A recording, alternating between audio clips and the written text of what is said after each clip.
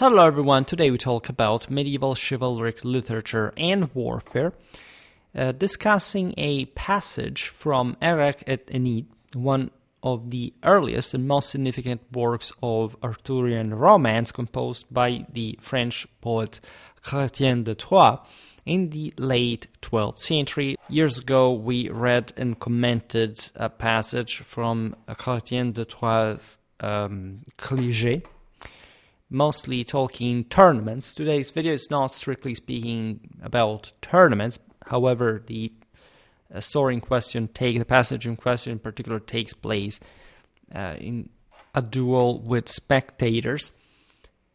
Chrétien often regarded the father of the Arthurian romance genre, if anything, because as you know, the Arthurian cycle existed from quite some time, but at this point gets written down. It's one, again, of the most beautiful periods in medieval literature. I made something about the chanson de geste. We talked about, if anything, I think actual so-called Arthurian warfare from the Romano-Britons of the 6th, 7th century. That's basically nothing to do with this, if not in the traditional meanings that are perpetuated, that properly illustrated here, however, with a high medieval lens. So surely at some point we will make videos properly about history of literature in a sort of more hardcore way. Today we read and comment on this passage mostly because of the anthropological meanings contained in that for the sake of our medieval knighthood series. So to enter a bit the mindset of it, like in this case a 12th century romancier that, however, was deeply soaked, in fact, in the chivalric code.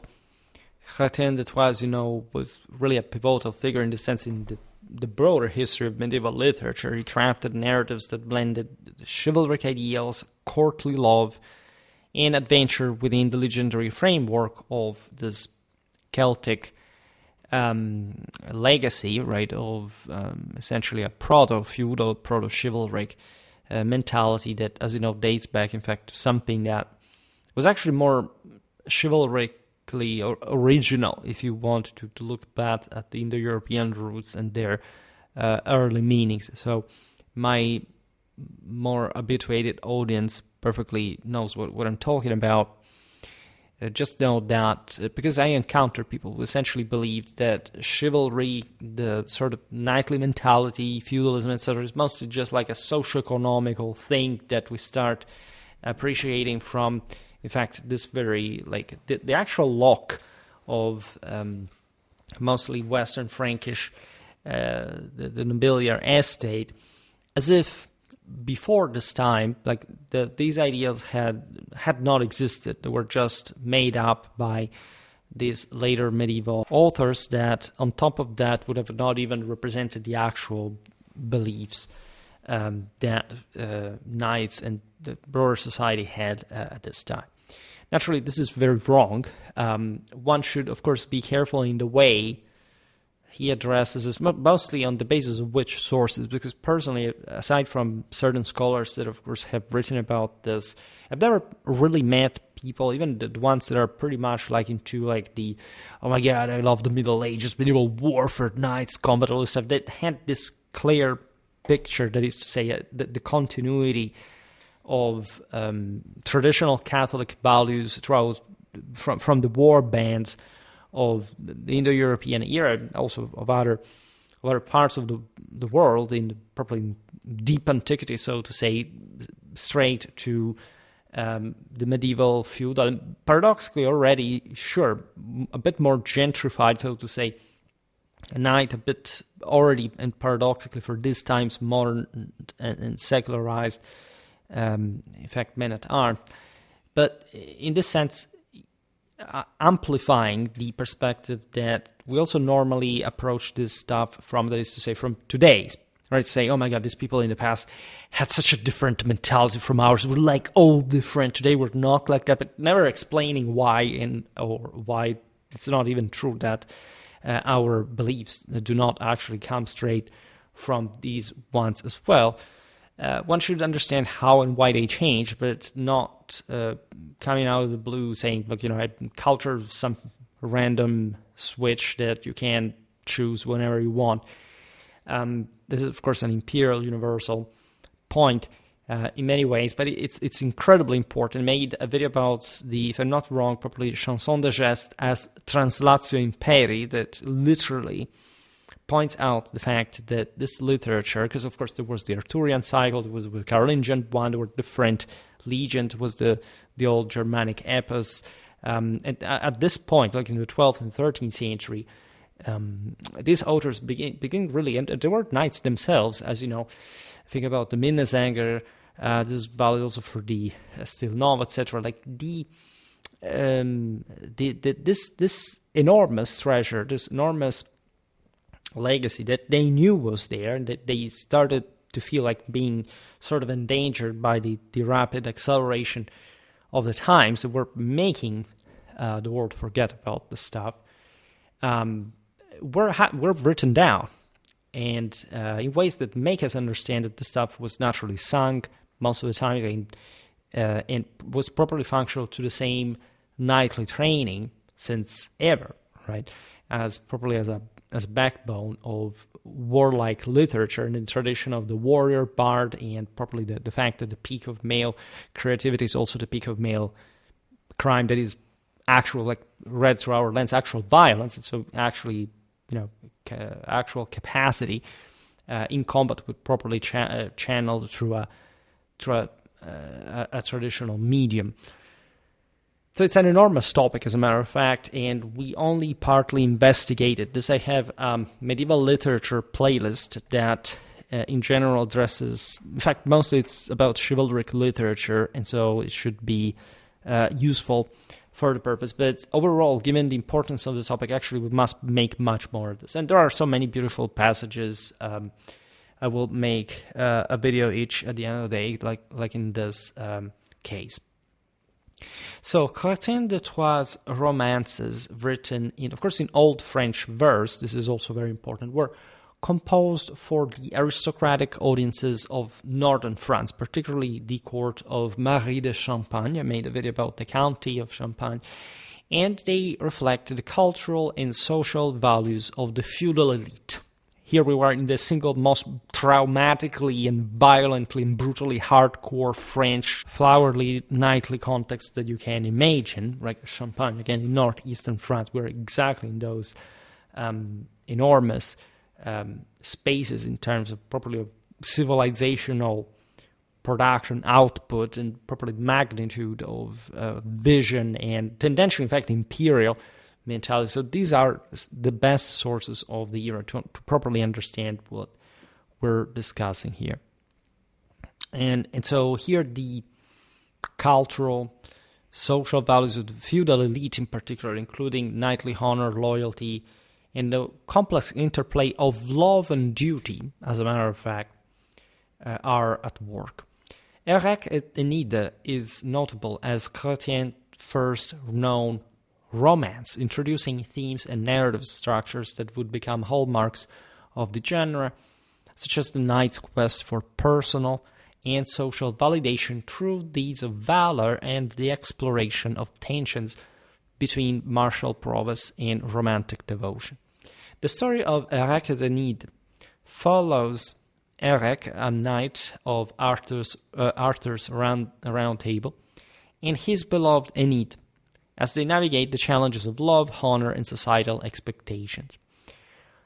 Needless to say, it's not like we would have to think the Arthurian cycle in the way it could have been primigeniously conceived. This is, of course, again, a North French filter from the 12th century, so it's adapted to the circumstances. But as I was saying before, there is actually a universal meaning in the war band sort of masnata that sort of changes over the centuries, but that at the core of the system, and especially in a country like France, is actually the nucleus of the same power. This is debatable in some ways, even though it really has to do with the nature of power of chiefs. We will talk about how paradoxically also what we call the modern state was created, in a sense, through the same basis, just in ways that are very different on the surface, from the ones of the Middle Ages of antiquity.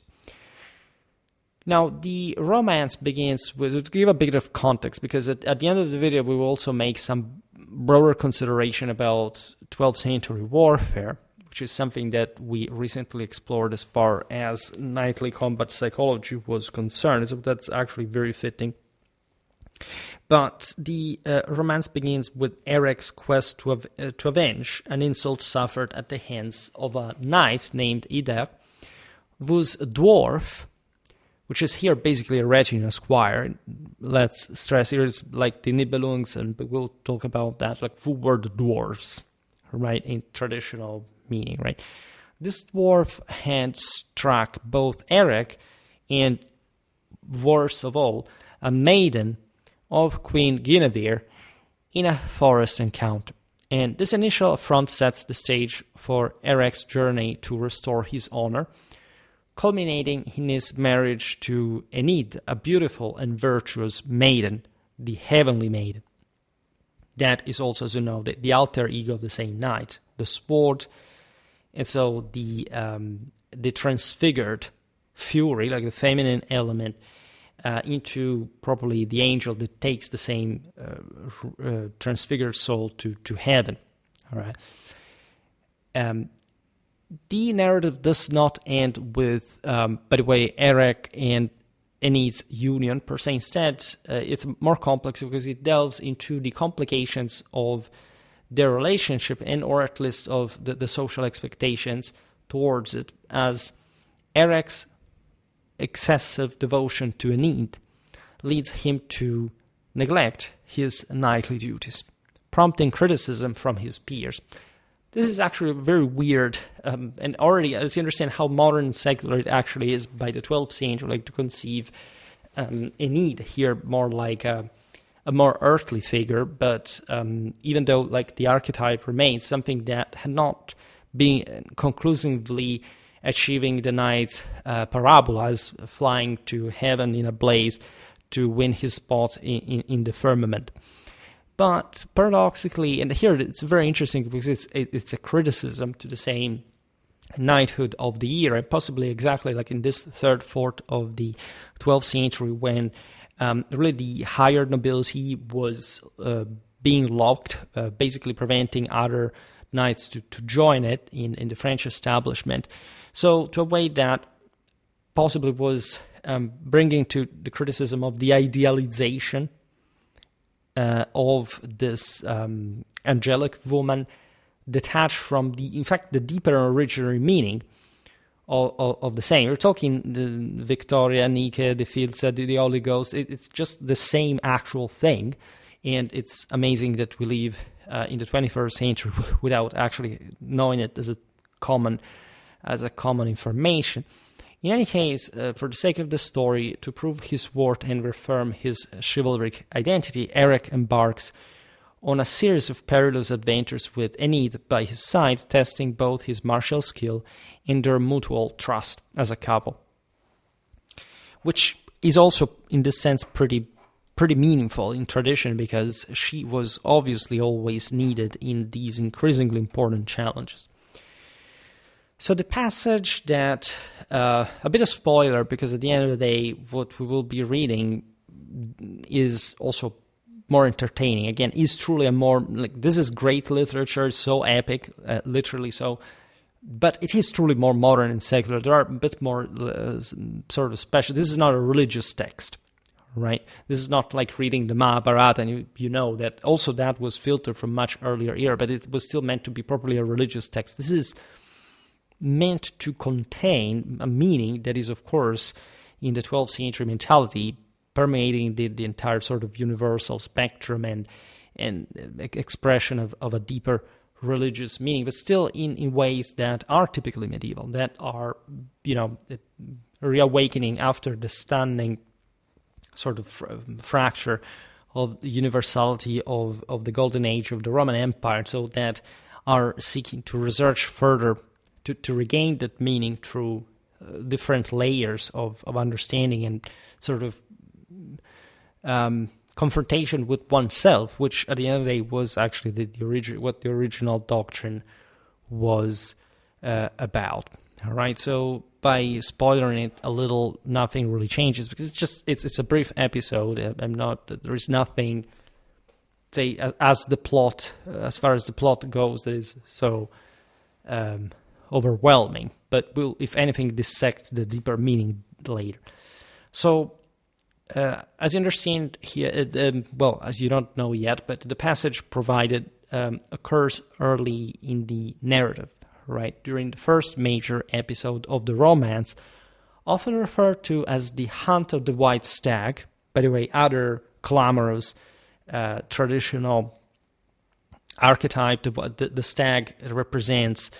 This is even more like in the Celtic world. There are more references to that, etc. But in the pan-Indo-European religion, you find the stuff also in the Latium Vetus in archaic Rome. Like the stag is properly the sacrificial victim, but truly meant in as this polyopima in holy combat, right? It's mostly the young man, as a matter of fact, that is massacred to basically provide with the winner with further power that brings to further augmentation. Naturally, the stag has different meanings, also, as you know, in Christianity. In fact, it's part of the same Catholic meaning as before, and it's of course like a lower figure in terms of compared to, I don't know, the eagle, right? It's some more predatory. It's a more predatory symbol, animal. And the stag is also a symbol of nobility. It's a symbol of hidden knowledge, of something that truly leads beyond. In fact, there is this subsequent confrontation with Ida. Specifically, the passage depicts the climatic duel between Erec and Ida, which takes place after Erec has pursued Ida to redress the insult inflicted by Ida's dwarf in the forest.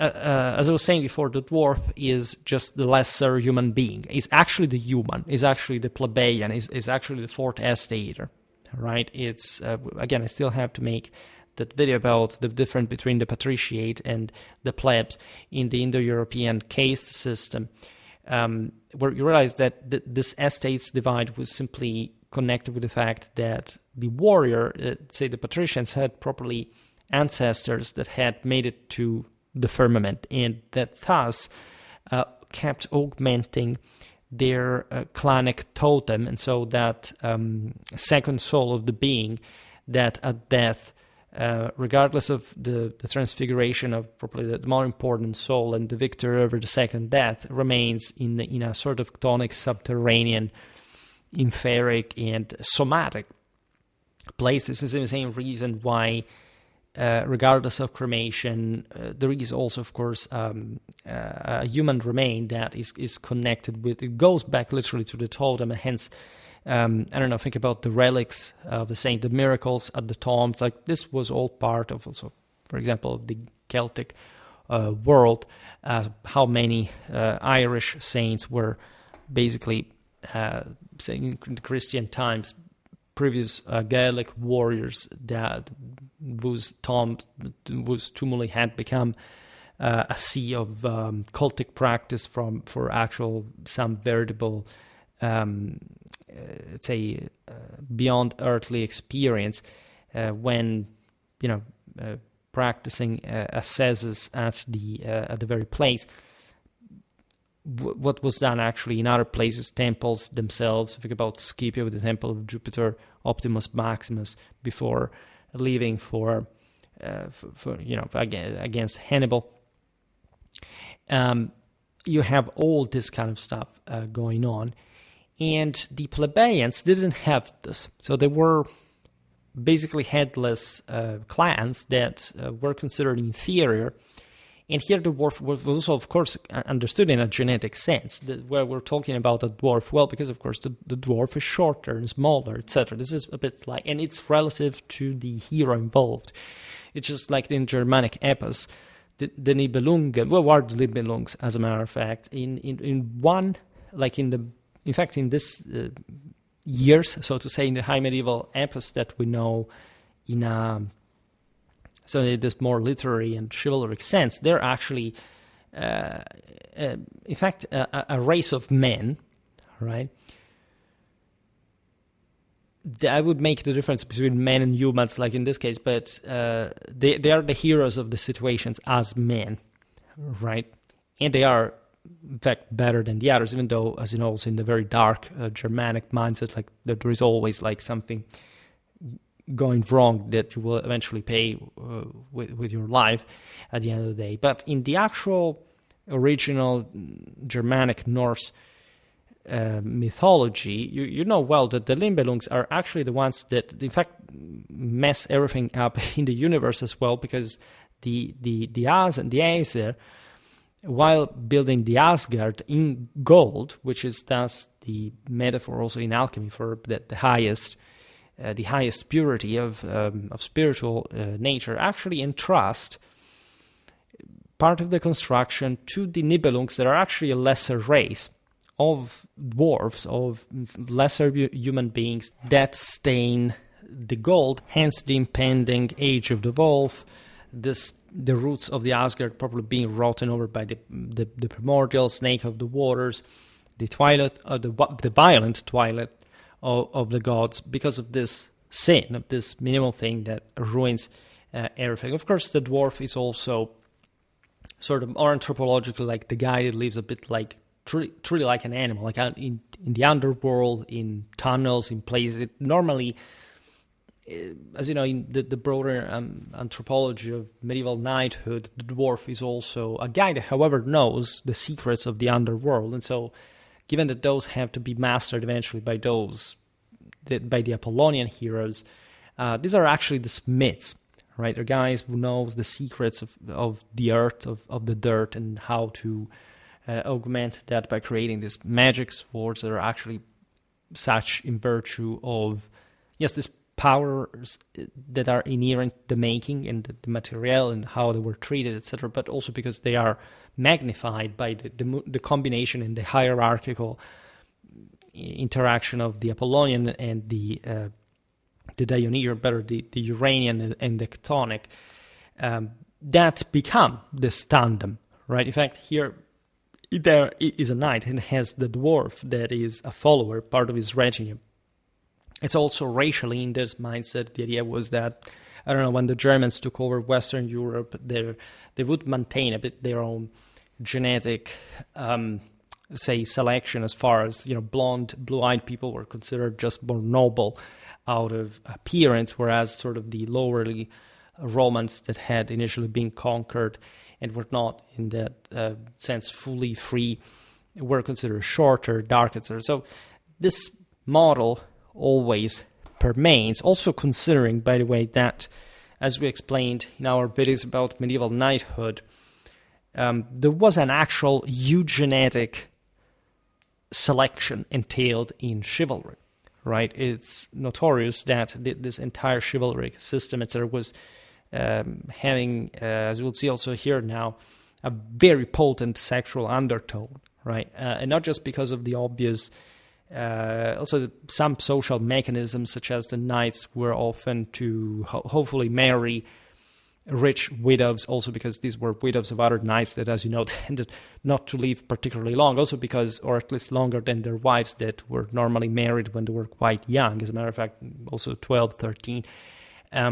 And so that would survive, regardless of the fact that, as you know, many of them died at childbirth. So it's all the drama of the era. But obviously enough, there is the sense that you have to win the woman as the obviously ultimate objective.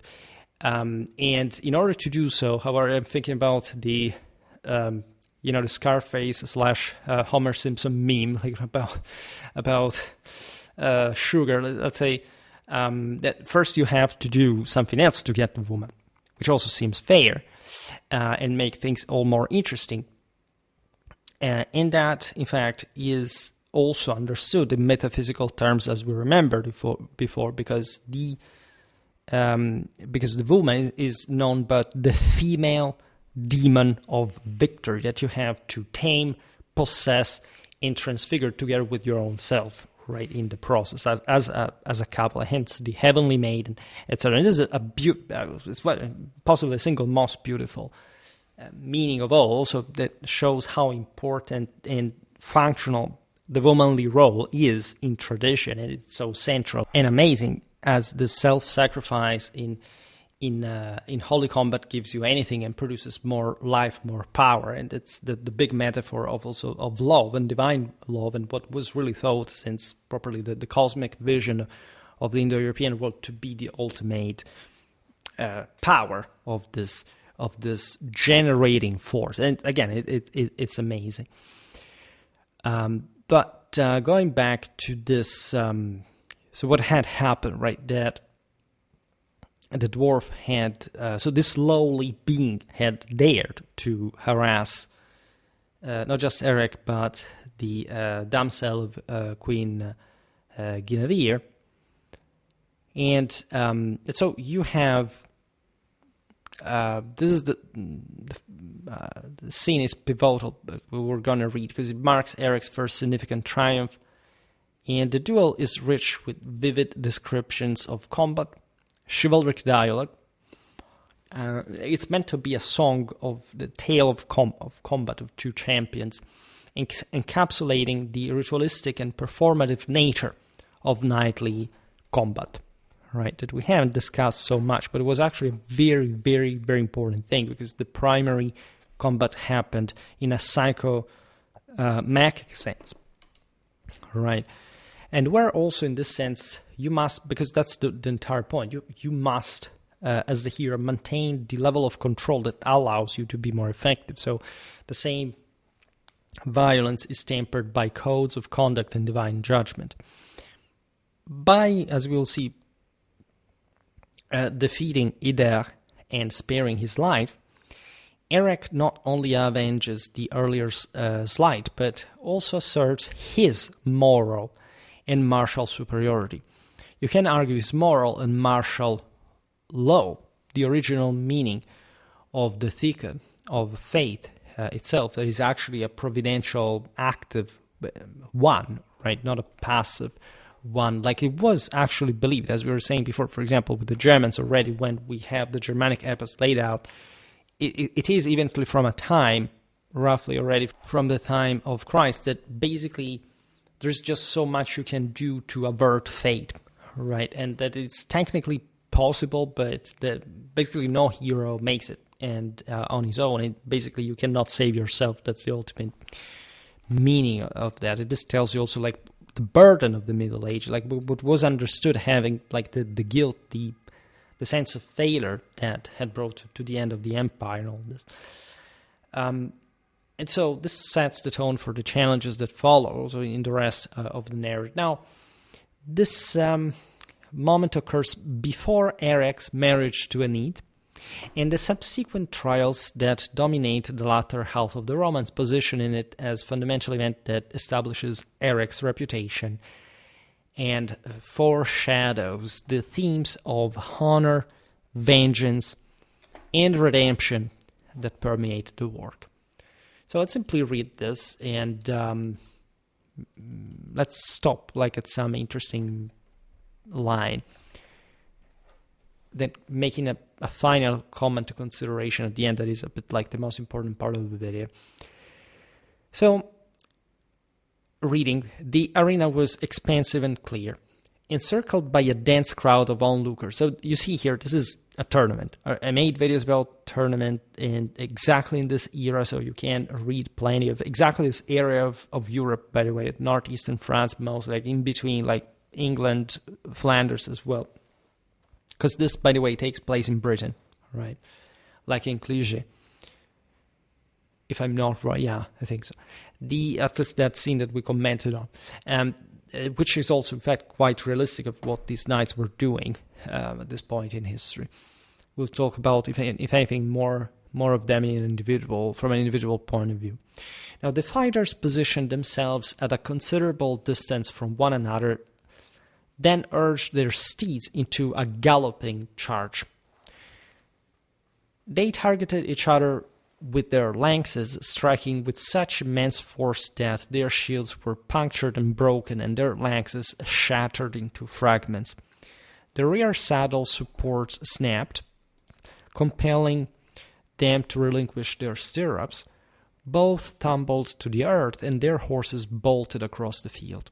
Quickly, they regained their footing, unseated their swords, and ferociously engaged each other with the blades' edges, trading mighty blows. Their helmets buckled and echoed under the assault. The battle was savage, with numerous reciprocal strikes aimed at the neck. As they held nothing back, they demolished everything in their path, ripped their shields apart, and ruined their hauberks. The clash of their blades drew vivid red blood. Now, this is very interesting. We'll look at sort of jarringly enough, considering all the sort of metaphysical, theological presentation that I've made. What again stands out in these lines, as we'll see even now better, are actually the details about combat, some of which are quite interesting. In this first part, it is a bit more generic, mostly as you see the fact that they're beating each other like hell, destroying like their own shields, shattering their spears, etc., destroying everything in their path, which is quite interesting and also realistic, at least in the way they would have liked, especially as two single, like, so formations could also destroy things pretty much, but in the way they could use, say, the environment around them, surely making that kind of damage, which is again realistic, because consider that this was literally written in the 12th century, so this had, regardless of some sort of artistic license, it was properly born out of a mind that was not really detaching too much. Like, but people who were sung this and who were listening were the same people who fought in these ways. So it doesn't mean that it is properly realistic the way it is, but it is something that had to especially morally evoke something in the guys who were listening. In this case, probably the sense of how intense, physically and of course morally, this clash actually was. And it's amazing because, as you know, that also to combat is something that lasts relatively few. Otherwise, after a few minutes, you're already exhausted, right? And so this had to appear grandiose. In fact, the text goes on and says the contest stretched on for a prolonged period. The incessant flurry of strikes drained and wearied them. Meanwhile, the two maidens shed tears. So these are the respective women who, as we were saying, represent actually the more female part of this soldier's soul, so the most impressionable, the more scared and defenseless one, that in fact lament themselves, but to not prevent their men from stopping the fight. On the contrary, all right. So these are, of course, these were the same knights who fought in front of the dames for real in their lives, and it was so important for showing off, for conquering their love, etc. But in this sense, it was incredibly clear to them as well that there was a broader paradigm where, in fact, the woman in traditional marriage had to become one being with under the guidance of the man, after the man, to properly synthesize the greatest power, as the forces, the sort of chthonic forces of the woman had to be one and, in this sense, sublimated by the man, that thus would have achieved an incredible power that one in a singularly virile sense could have not been completely achieved. In all this with virile leadership, though, so this is incredibly powerful and traditional. The text goes on. Each warrior observed his lady weeping, lifting her hands to God, beseeching him to bestow the glory of triumph upon the one who fought for her. Right?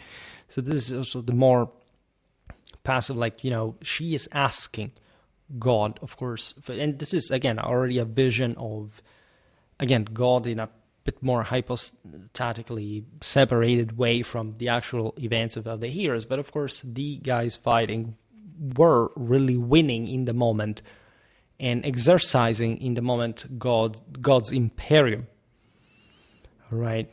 And so basically, the Danes were cheering for their law, respect.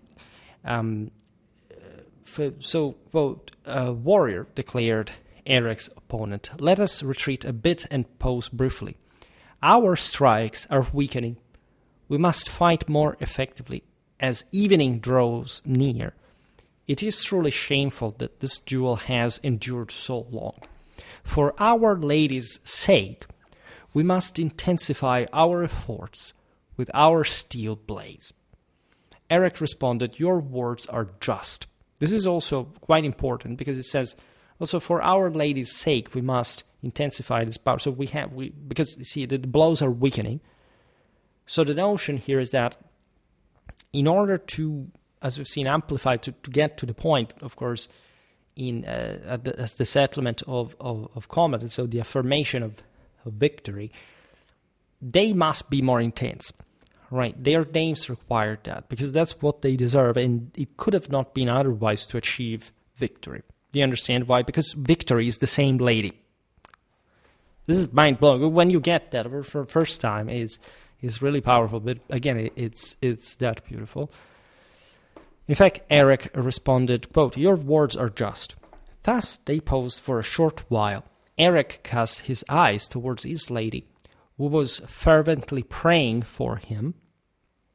This is the more contemplative side of the couple. Upon seeing her, his vigor surged. It's as if her praying was conferring, of course, him the imperium. Her beauty and love instilled in him a wealth of zeal. He recalled the queen and his vow in the forest to redress his disgrace or deepen it further. "Alas, coward," he cried out, "why do I delay?" So basically, Erec is going berserk now. "I have yet to avenge the affront that knight allowed when his dwarf struck me in the woods." By the way, if you're interested in the Virtus, the Audacia, Vots, the Hero, etc., like the Indo-European Sacred Fury, you can check that out because it's very deeply connected with medieval chivalry as well. And so I'm quoting again, "His fury reignited. With wrath, he addressed the knight. 'Warrior,' he proclaimed, 'I summon you to restart the combat immediately. Our respite has been too protracted. Let us resume our struggle.' The other answered, 'I have no quarrel with that.' Thus they engaged once more. Both were adept in the craft of swordplay. In the initial clash, had Erec not skillfully parried, the knight would have injured him." So here also the most apological side of the story emerges. "The blow landed above the shield, shearing a fragment from the helmet and skimming the white coif." By the way, I made videos about the 12th, 13th century Western European, also even French knightly equipment specifically. So here, also, it would be beautiful to read this in the original language, etc., but to analyze the actual etymology of all the terms used, but it doesn't even have necessarily to be taken as, again, like we have a clear depiction of what they what they were wearing, what their gear was, right? But we get this very interesting, and in fact, that's how their pre-modern mindset would have gone. It's not much about even the specifics, but certain aspects that would have sharply struck the listener's fantasy, right, and excited him about these accidents, as you will see, that now occur. In fact, going on, the blade descended, slicing the shield to its boss, and tearing away more than a span of the hauberk along the side. I made a video about medieval armor in which we explain a little bit what was the deal with swords and hauberks, at this point what was essentially how and what were they designed for in relation with one another, right? There was a very close competition, so to say, between the two pieces that would eventually destroy each other in the process, trying in fact to circumvent one another. Anyway, Erec might have been severely wounded. The cold steel had pierced his hip, reaching the flesh. Yet God safeguarded him. Had the sword not retracted, it would have rent his body. Still, Erec remained undaunted. When his foe struck, he reciprocated in kind. With bold resolve, he lunged, landing a strike on the shoulder so forceful that the shield could not endure, nor could the hauberk prevent the blade from reaching the bone. Crimson blood streamed down to the waist. Both combatants were remarkably proficient. Their prowess was so evenly balanced that neither could compel the other to yield even a single step. Right. So in theory here, this guy had been cut, like had his shoulder cut, he was continuing to fight. It's very interesting.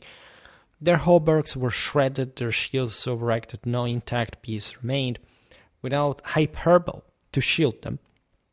This is interesting, as it's remarked as an hyperbole per se.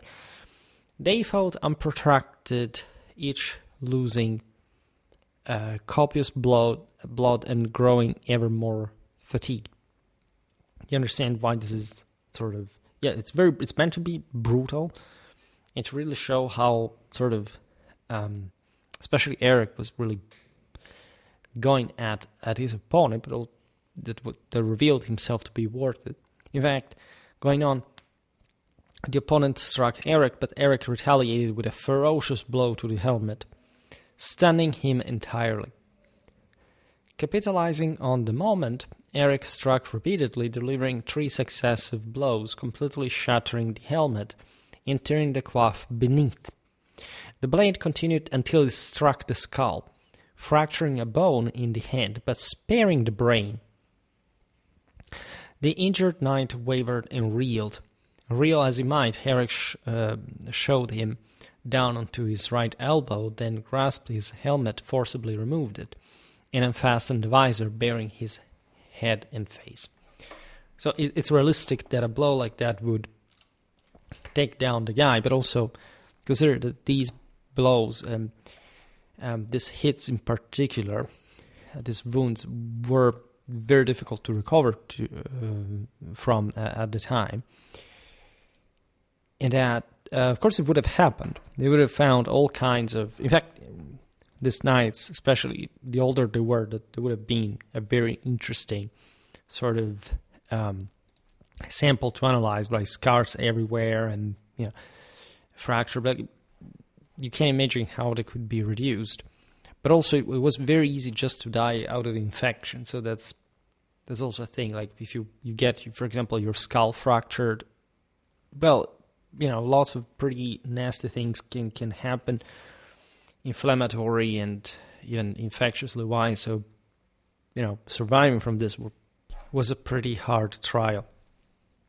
Going on, mindful of the insults delivered by the dwarf in the woods, Erec would have cleaved the fallen knight's head, had he not begged for mercy. "Ah, warrior," he pleaded, "you have bested me. Mercy, spare my life. Having defeated and captured me, you would gain no further honor or acclaim by killing me now." All right. By the way, you understand how bitter actually this narration is. I mean, if you have actually killed and beheaded someone, as knights would have definitely done, quite an early point in their career, say, even picturing this image was incredibly evocative, right? And you understand here that there is an excitement about this all. In fact, as we've seen also from other authors of the same era, literally, according to them, I made a YouTube title, YouTube video title out of that. a noble really thought of nothing of but breaking heads and bones, right? This is exactly what we're looking at here, so much so that we recognize its normality.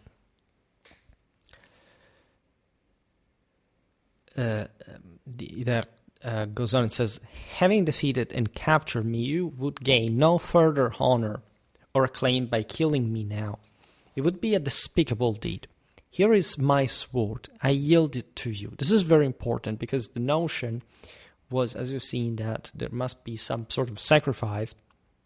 Sparing somebody's life is part of the game if you're able to redeem this person, so making it a follower of yours so far. So this guy offers actually his sword as his alter ego to Erec, that on top of, let's say, the decision of sparing him, also, as we'll see now, refuses the sword. In fact, it says, Erec, however, did not accept it. Instead, he said, very well, I will not slay you.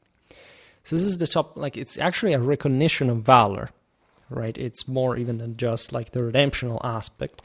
I mean, it's part of the same, but it's also literally a recognition of Imperium from the other side that had fought, as we've seen, so hard and so violently. At some point, actually, you realize during the duel, this is what a knight would have focused very much, like during at the time, during the hearing of a story. Erec actually suffers blows, after which he reacts, basically overpowering the enemy. But this guy had managed to, like, although with less force, to actually perform the same Erec, who risked a lot. So this showed how danger was always there. It's not like Erec simply wins everything. It would have not been realistic, even for a hero like him. In fact, there could have not been any improvement without these mistakes. This is a very important notion in the concept of sin and redemption at the same time. It's an acquired knowledge. And Erec basically recognizes that this knight, just in virtue of his capacity, is better alive. He's not simply making him a favor. He's recognizing his Imperium. In fact, continuing to read, he answers Erec, "O noble knight, my gratitude." The other responded, "For what crime or misdeed should you despise me enough to wish my death? I have never encountered you before, nor have I ever caused you harm, offense, or injury." This is also an equivocum. It's typical of the thing. Like, these knights would go around, fight in battles, in duels, in tournaments, but they would not necessarily know their name or what they had caused by fighting in one field or another, having caused an action or another. This tells you also it's a sort of mobster lifestyle where you have to be extremely careful at not messing up with other people's honor, hierarchy, and ambition, and so on. And Erec, in fact, and you see, this is also a problem. It's a lack of providence. It's a lack of vision. This guy gets beaten because he did something wrong. And he, in this sense, did not realize that. And the fact of not realizing it in itself was the wrongdoing. I mean, not quite, but it overlapped with the wrongdoing.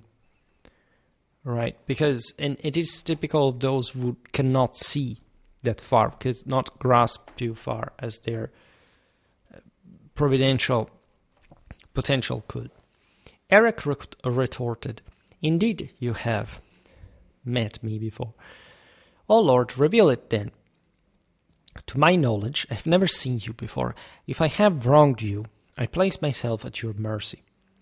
Then Erec declared, "Warrior, I am the one who was with Queen Guinevere in the forest yesterday when you permitted your vile dwarf to strike the queen's maiden. It is utter cowardice to strike a woman. Then he struck me as well. You disregarded me, standing idly by as such an outrage occurred, endorsing the actions of that wretched being. That, of course, depended on his master Imperium, because of course the dwarf was dominated by Enide, who thus was his medium with God, also because he was unknown freeman even. For this transgression, and consider that these are French, so it's not like there were slaves proper, especially in Western Europe at this point, but serfs, yes, and that was, depending on how you see the thing, basically the same thing, or at least how it had evolved socially. I will talk more about serfdom and slavery in medieval Europe. Some of you asked me that as well, but here it's not much just Chrétien de Troyes to be particularly traditional, but just the French having a very, very elitistic society where lesser people were considered really like lesser people to an enormous extent. It's a continuing for this transgression. I must despise you. The insult was too grievous. Thus you must proclaim yourself my captive. Erec controls with his imperium Enide. Without hesitation you will proceed directly to my lady. You will certainly find her at Cardigan if you go there. You will arrive by this evening, as it is no more than 7 leagues from here, I believe. Here we're talking about Queen Guinevere, not Enide, that was looking like also Enide's girlfriend. You will arrive by this evening. Yeah, you will surrender yourself, your maiden. Interestingly enough, because the maiden, of course, belonged to the Enide as well. And your dwarf, this is his familia, all right, to her command, right? So this is beautiful because it's literally like Enide now controls this beaten knight, and he devolves him to his lady, the Queen Guinevere. Remember that Erec is one of the Knights of the Round Table, right? So there is a specific framework of hierarchy and delegated power on top of that as well, right? And convey to her from me that I will return tomorrow triumphant, accompanied by a maiden so beautiful, wise and virtuous, that her equal exists nowhere. Right, so this is also interesting because it's going beyond. He's talking about Enide, right? So it's beyond technically what the same queen represented, right? It's something different from what, and also in this sense hinting at the fact that these knights thought themselves to be superior to their masters as well, because Queen Guinevere were of course King Arthur's in this hierarchical sense as well. So this is again fascinating, and I'm sure there is some more in-depth literary analysis that could be made in this regard, because these texts are just so interesting. I can randomly pick any passage, and there is always this kind of references hidden in the lines. All right, if you didn't know that, it would seem that this text is so naive, right? Just like a fairy tale, or something you could read to a child without, and he would actually spur in the child a lot of that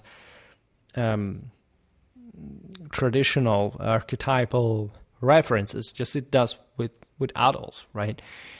But there is in fact so much more, and that's why these tales are so captivating. If you wonder why they're always so relevant, it's because they contain this kind of code, this kind of meaning, this kind of symbolism within them, right?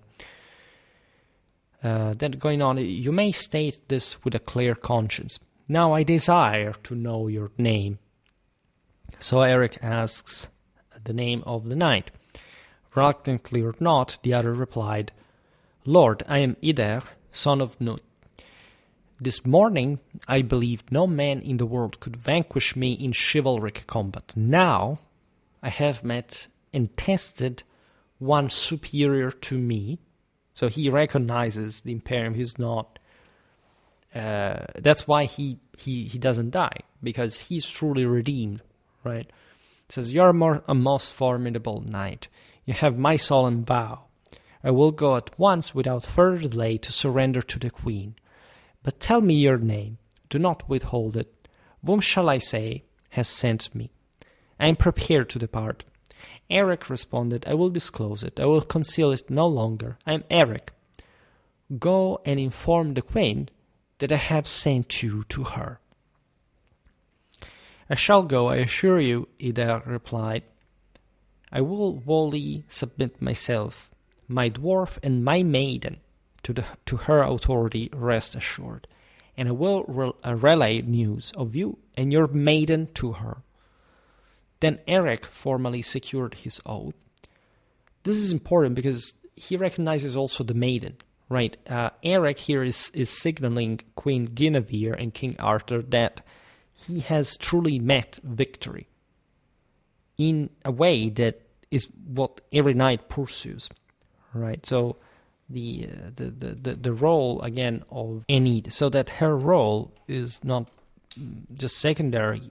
She has interceded by God to give him victory that is herself, right? So all gathered to witness the pledge, the count, the regents, armed men, the maidens, and the barons. This is interesting, again, because it's a display of imperium.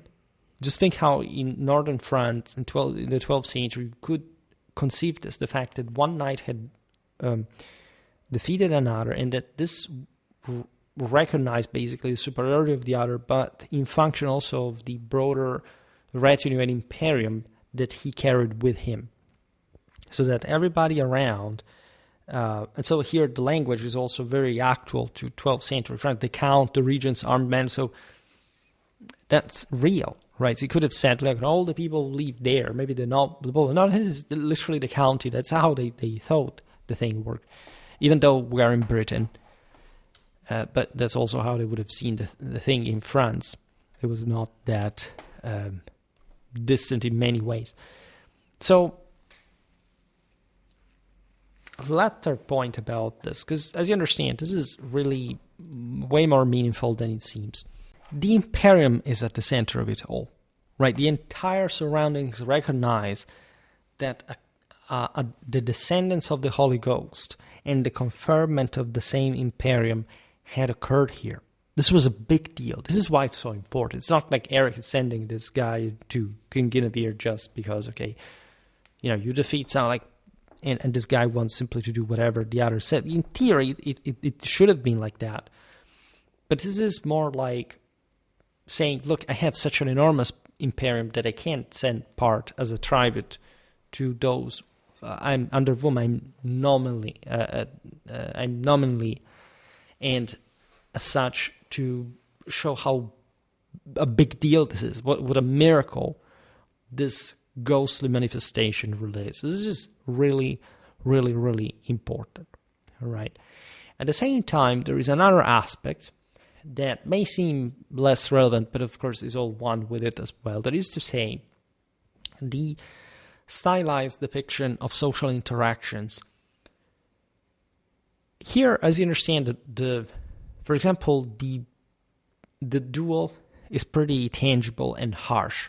There are proper references to anatomy, to proper gear.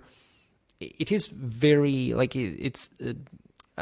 Chrétien de Troyes describes this in a climatic sense, like by showing the knight that was in that exact place, metaphysically speaking, when the Imperium was gained. That is to say, at the very climax of the clash, because Enide says, look, we're too slow. Like, we have to increase this because we really owe it to our own guardian angels.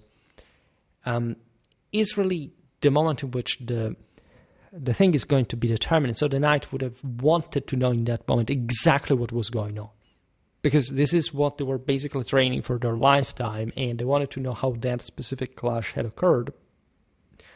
Besides the chit-chat, like the lighter blows that I had exchanged before. The choral setting is also fascinating. This is basically a tournament right? It starts on horseback, then it ends on foot, which is also realistic enough, but that there are properly people observing, because a big deal is happening in front of them, religiously wise. You see here some kind of political, again, in social hierarchy with domination, like a sort of tribute that at that point the defeated has to pay, that has to bring to the higher authority. So it's all very, very meaningful. The saying Queen Guinevere is so important, as we've seen, the role of the woman in all this, that it's not like Erec sends Enide to King Arthur. No, it's a matter that must pass through the wonder that the saying queen was, right? As I understand, this is also some sort of game, right? It's difficult not to think of Johan Huizinga when looking at this, because it's a sort of play, it's real play. You know that Huizinga, we talked about him at some point. I'm not entirely fascinated with his work, telling you the truth, even though he's one of the great scholars of the 20th century. I actually am preparing a video about medieval historiography from the beginnings, let's say, to the 20th century. And you know that Huizinga basically proposed this ludic view of war, which is interesting because in part it's shared by von Clausewitz, especially in the gambling dimension of warfare. It's a truly more military one. And Huizinga, in my opinion, takes it a bit too far in the sense that, you know, his criticism was mostly towards 20th century totalitarianism and the fact that these destructive forces were not to be understood as traditional anymore. It's a bit like what Mark Bloch said, that, say, with National Socialism, the Germans had actually betrayed the deepest nature of their actual German national best, right, in that way. So it's quite interesting in some ways to analyze this scholar's thoughts, but we're also talking times in which perhaps the sense of, say, the Holocaust itself, like here, for example, the defeated is spared and transcended. Of course, there is some to it. There is a set of rules that does correspond to the one of a game, right? Because games have rules, and there is something about war that is intrinsically a game. As von Clausewitz says, war is a game, both objectively and subjectively. Not just because of course, the forces that reciprocally influence one another and how, of course, the clash happens, but because there is a political mandate for violence. And so this does correspond to some rule. So some people say that basically the loss of tradition would be mirrored by the disasters of the 20th or the 21st century, meaning that those who do not know how to make war basically make a broader destruction and a more. Other scholars instead point to the fact that there is a logic and tend to, let's say, if anything, to de-romanticize the past and saying, for example, let's look at this Chrétien de Troyes narrative and let's ask ourselves, like, how did really knights fight in the 12th century? We've seen that things were sometimes much less ideal in different ways. It weren't much about the violence that, as you understand, here is also pretty heavy, but about the also the display of, especially of fear, right, or something like that, and that's mostly something we analyzed in our recent videos about, again, medieval knightly combat psychology, exactly of the 12th century, from 12th century sources. There are some very famous authors of the era. There were knights and composers that expressed that.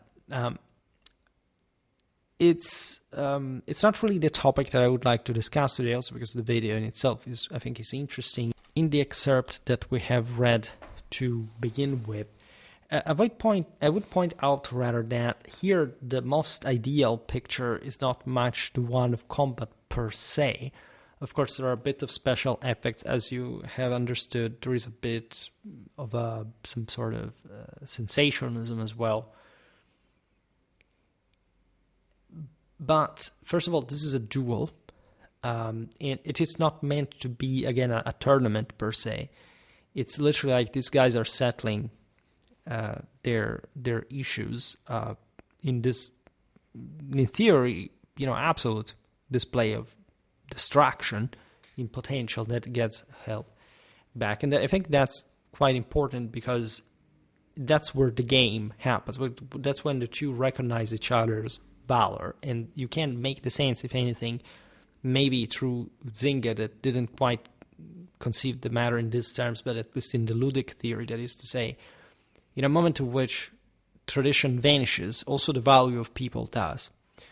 So instead of redeeming the adversary, people just kill each other in ways that do not actually ennoble them. And then you could think actually that war tends to do something similar like that, makes peoples grow, etc. So it's really debatable. I have, in fact, different ideas, but there is something to that. Also, here we see an idealized political and social setting as well, right? 12th century knights would fight in circumstances that were much more vulgar. And here, if anything, the dwarf has a very interesting role because he's actually the problem, right? And it's not even his fault, right? His master has to respond for him, or better, it is his fault, but his master should have been able to control him. And so there is something that this guy had come short of by himself as a master, which Erec evidently fixes. As also in the end, later the imperial hierarchy is restored, and the dwarf is also like under the defeated Enide that, however, has it's but a bit like the returning son, right? He has sinned, but he has now sinned again. And you see, he was arrogant because he said, up to this day, I thought nobody could defeat me. But he agrees with the fact that he had been defeated and recognizes Erec's word, right? The space here, there is no battle. There is some reference to what happened in tournaments at the time, to that were veritable battles by themselves, with the distraction of whatever existed in the field out there, like peasant homes or fields, etc. At Similia, you see that in Chrétien de Troyes' narrative, there is the count, there is a local authority, there is a local hierarchy. It's very interesting, but at the same time, the idea here is just that mostly happened at the end as an oath that some community had to witness to. If anything, there is just mostly, again, King Arthur, Queen Guinevere, and this random knights going around for their adventures, seeking their own woman, their own heavenly maiden, the angel of victory. The angel/demon of victory. So this is the most conceptualized fashion, which I wouldn't think to be essentially much of a modern or secular view of seeing things. I mean, in some religious ways, considering the originals, it is. But it is not, because it conceptualizes the hierarchical space. I think this is actually very relevant, and it has to do with the aforementioned translatio imperii, the fact that these heroes are real people, essentially, that there are real knights, these, at least archetypally, conceptually, these characters are styled after, right? And so here there is an order that naturally Chrétien de Troyes expresses because he lives in that high nobiliar world that also rewards him handsomely for all of this art. And that needed to create and to firm that space, right? So, of course, much darker things were happening on a regular basis, and the same nobility had, not just they were responsible for that sometime. They always were, because you see, they were the chiefs, the leaders in charge. But that's where Chrétien de Troyes here is also very traditional in pointing to the actual response, to whom falls like the actual responsibility for any action in this sense. And however, conceptualizing this in an archetypal sense as well. I mean, the simpler you make it, in a sense, the more didactic it becomes, right? The more something that could be squared, encircled better for also the rougher knight to properly understand at a deeper level. Of course, like they all knew more or less what this was about at much deeper levels than the same Chrétien de Troyes literature in all its beauty can. But it was also a way to discipline, to model things out further, right? It's incredibly important to acknowledge the hidden, the occult, the implicit meaning behind all these characters, all these interactions, all these authorities, right?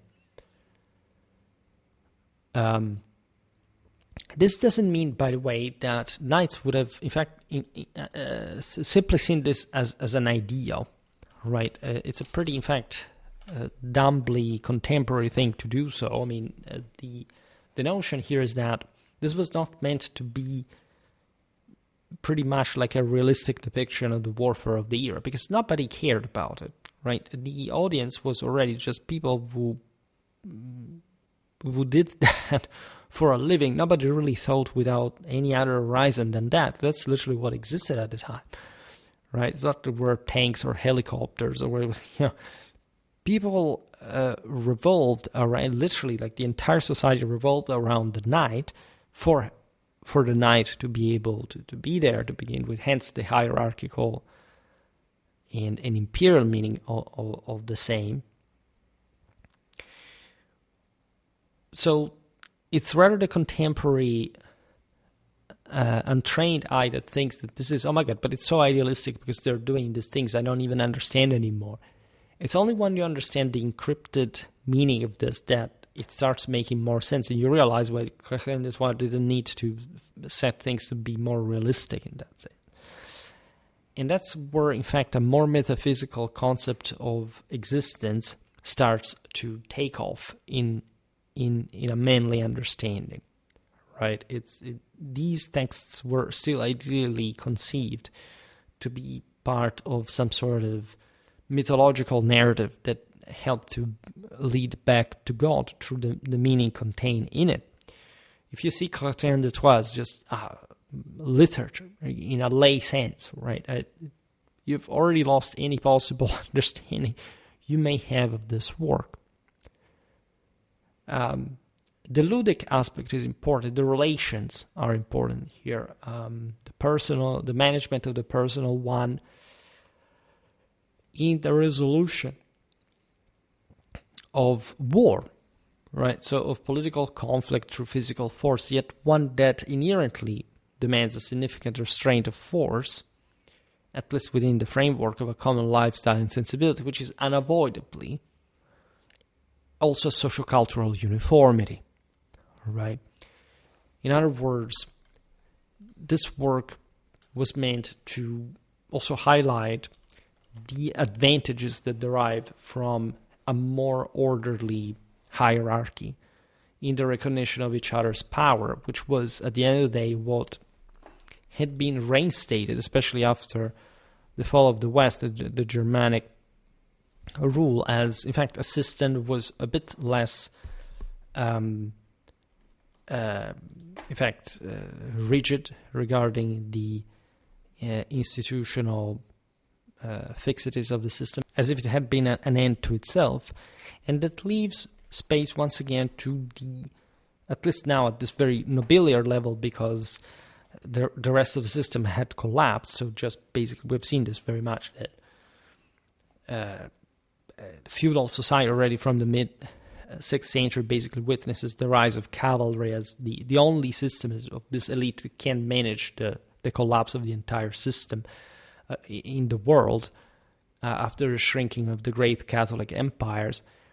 and that can manage to salvage some of it in their individual powers, the knights here, to recompose the Catholic Empire from basis. This was the great purpose of the monarchies of Chrétien de Troyes' time, on the basis of the relations between this elite that, as you know, was the establishment at large,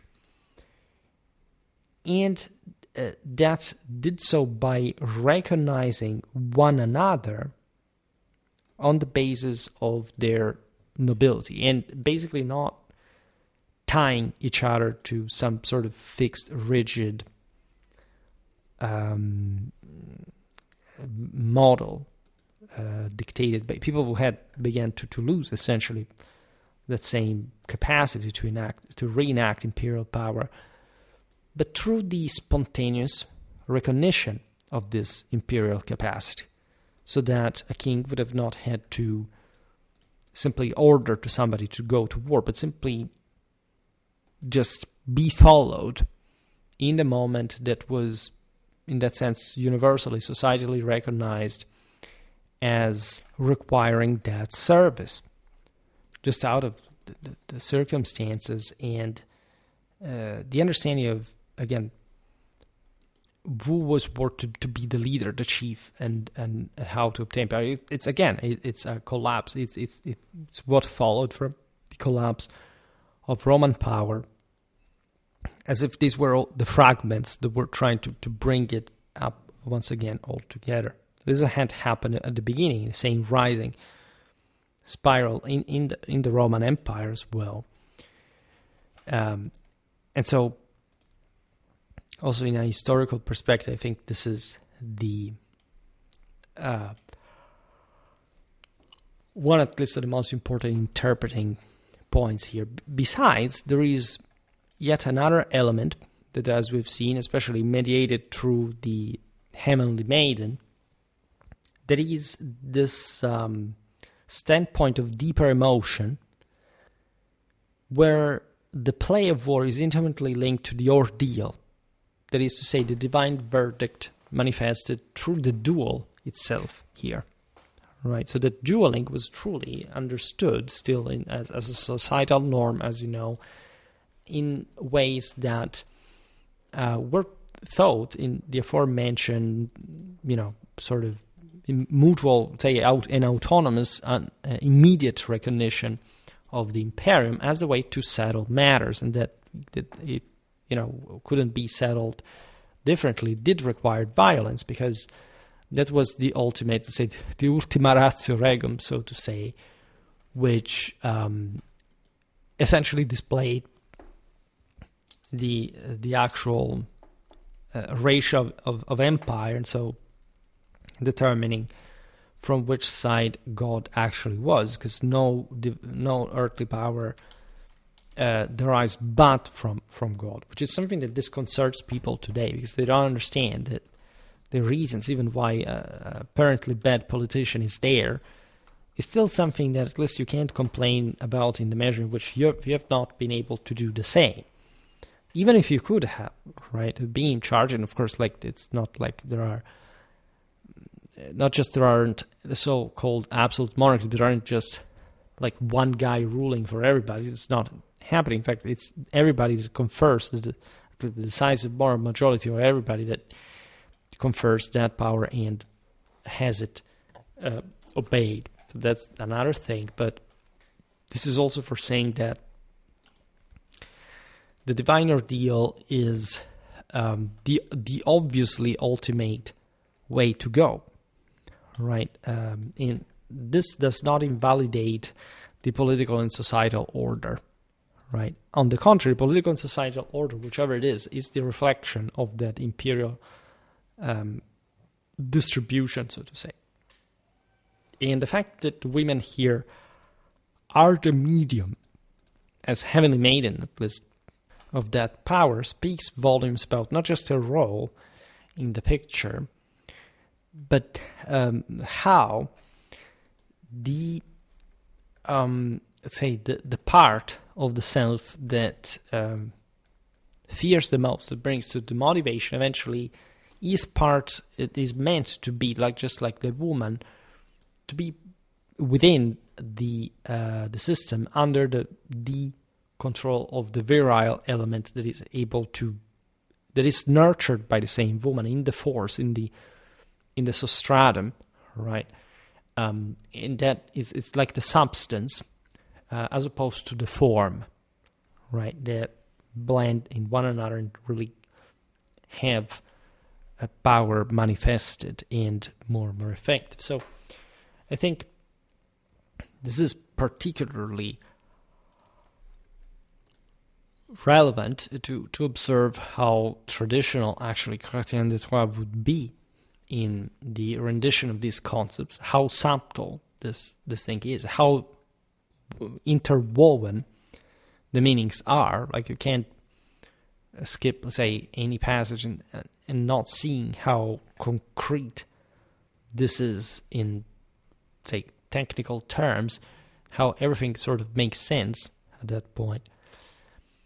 As it's impossible not to see how this is real, this is 12th century stuff, this is Chrétien de Troyes, so this is European literature at its best, obviously expressing what the sense everybody knew. And by the way, like, French literature in this way was booming all around, right? The entire Western Europe was reading French and appreciating this stories for what they practically were, with all the meaning shared by all the Western European establishments that were in a way or another nightly in nature, in practice.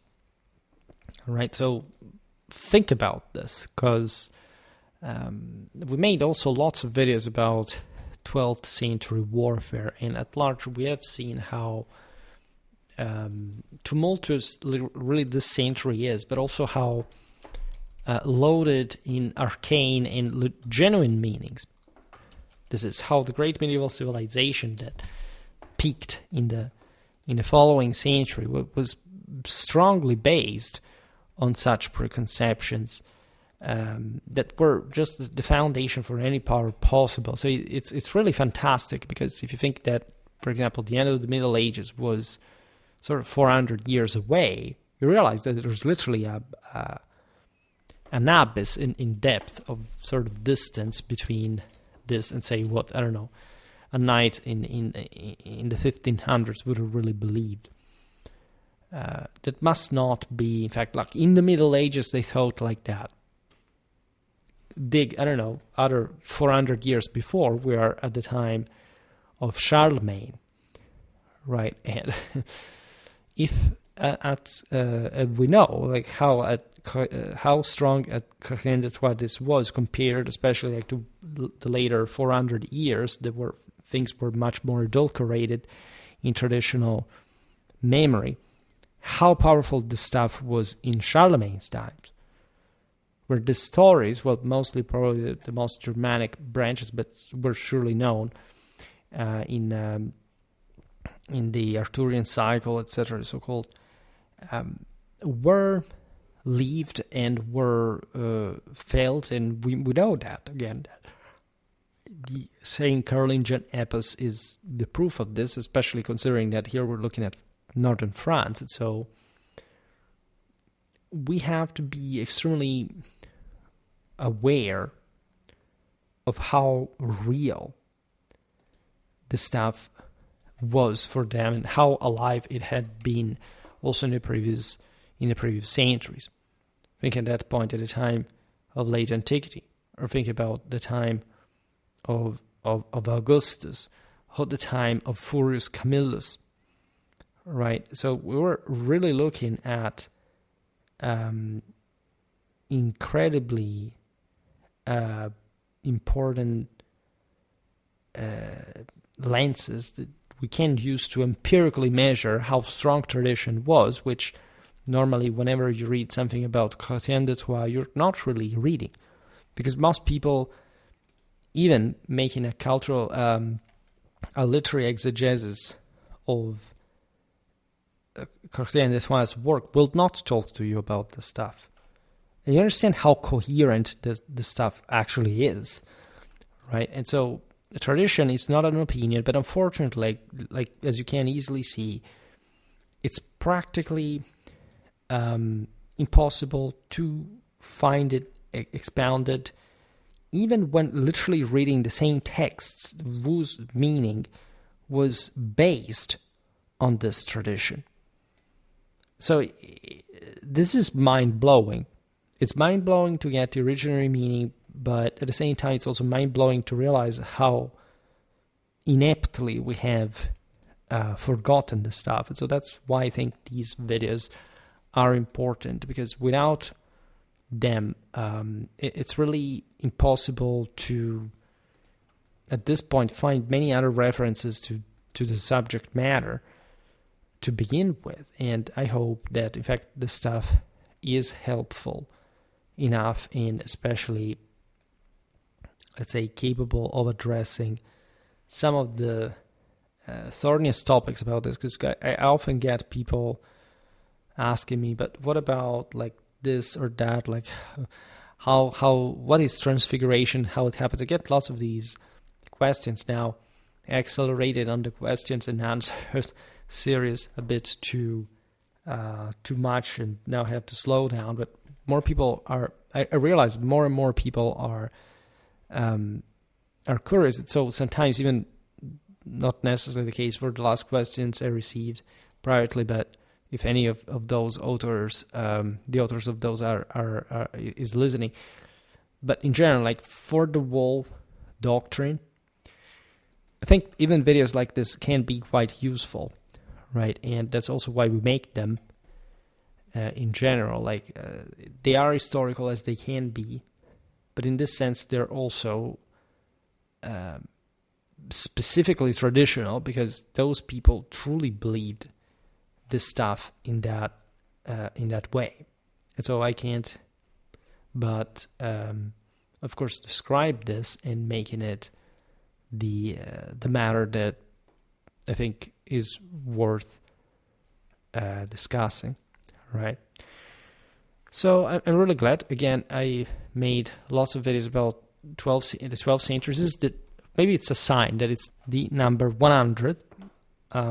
Conversely, I made only the 30 videos on medieval, here I call it medieval art history, which includes different stuff, including architecture, etc. But it's mostly, it's actually mostly literature in different ways. And again, Honor, Glory, and Passion, the tournament in Chrétien de Troyes Arthurian is a good video regarding that matter. Chanson de geste as Translatio Imperii, the traditional meaning of old French narrative. This is also pretty fitting. There was another I made. Yes, the dominant elite nature of medieval literature, hierarchy, dynasty, spirit, and order, 12th century. That also is quite explanatory regarding the political and institutional side of the picture. There is something else, but it revolves also around other topics. And so again, I will create surely a medieval literature playlist, because creating playlists always helps. But more than else, it's just continuing to make these videos. It really matters. For today, however, I stop it here. I just hope that you enjoyed this video. If you did, please share it. Otherwise, leave a like or subscribe to my channel if you're interested in my upcoming content. As always, I thank you heartily for listening to me. I wish you a nice time and see you next time.